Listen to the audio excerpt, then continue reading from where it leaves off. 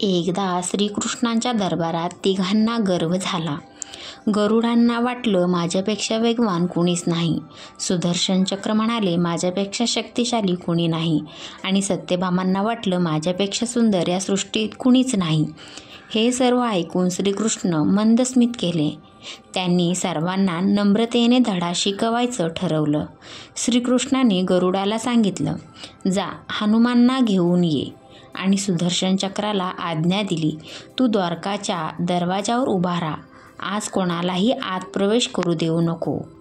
गरुड गेले आणि श्रीकृष्णांचा आदेश सांगितला. हनुमान म्हणाले, प्रभूंचा आदेश आहे तर मी तत्क्षणी येतो. ते वाऱ्याच्या वेगाने उडाले. जेव्हा द्वारकाच्या दरवाजावर पोहोचले तेव्हा सुदर्शन चक्राने त्यांना अडवलं. हनुमान हसले आणि म्हणाले, प्रभूंचं दर्शन घेण्यासाठी मला कुणीही थांबवू शकत नाही. इतकं म्हणताच त्यांनी सुदर्शन चक्राला सहज तोंडात घेतलं आणि आत गेले. आत गेल्यावर सत्यभामा समोर त्यांनी नम्रतेने हात जोडले. त्यांच्या तेजाने सत्यभामाच्या सौंदर्यालाही झाकलं. सर्वत्र सुवर्ण प्रकाश पसरला.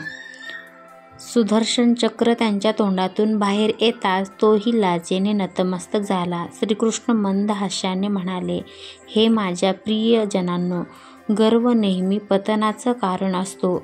हनुमानासारखा नम्र, सेवाभावी आणि भक्तिभावाने भरलेला जीव संपूर्ण सृष्टीत विरळच आहे.